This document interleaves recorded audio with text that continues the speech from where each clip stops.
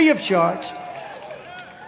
Mr. President, we'd like to have your soldiers to protect our border, I said. No, no, no, you cannot. No, no, we have to have that. No, no, no, you will never get that. I said, yes, I will. 100% I'll get it. No, no, no. I said, well, then I'm going to be putting a tariff of 25% on all cars coming into the United States made in Mexico, which used to be made in the United States, and it's going up from there. We would love to give you 28,000, so would you like some more? It was an amazing negotiation, but it gave us the strongest border that we ever had, and that was just 3 years ago, and now you look at what's happening. They're back to catch and release. They catch them and they release them in our country, and they say, come back. Just come back in 4 or 5 years for a child. Nobody comes back because they're too smart to come back. And deported illegal alien gang members by the thousands and thousands, MS-13, by the thousands, the tens of thousands, we got them out. Now they leave them in our country. We appointed nearly 300 federal judges and 3 great Supreme Court justices.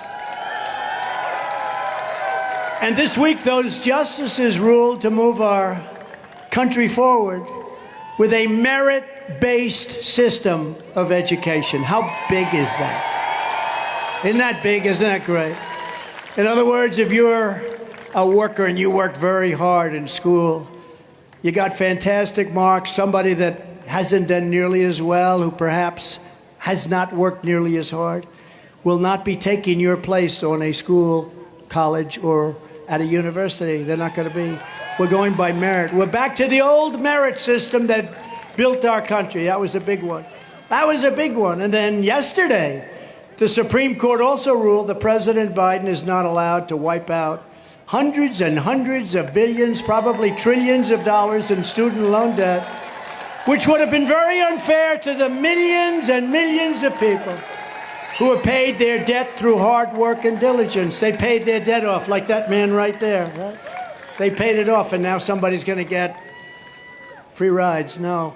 They ruled against it, 100% against it. Amazing. And they also gave religious liberty a tremendous win. You know that. Not to mention the fact that 1 year ago they ruled against Roe v. Wade. Something said never going to happen. And you have to know how to discuss this, giving pro-lifers a tremendous power to negotiate and moving this issue back to the states where legal scholars and almost all others think it should be.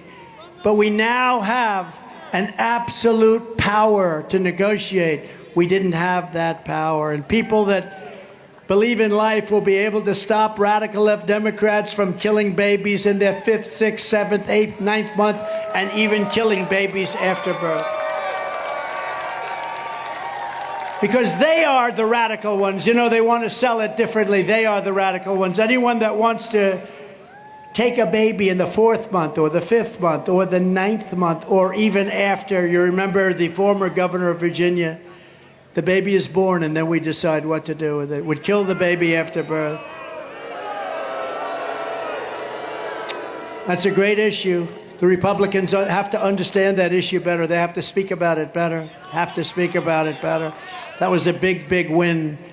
For years they were trying. 50 years they've been trying to get it. I got it done. And it's a great issue for us. But more importantly, from the standpoint of the heart, from the standpoint of your soul, it is what you believe in. So you now have a great power to negotiate. Before, with Roe v. Wade, you had no power at all. I fully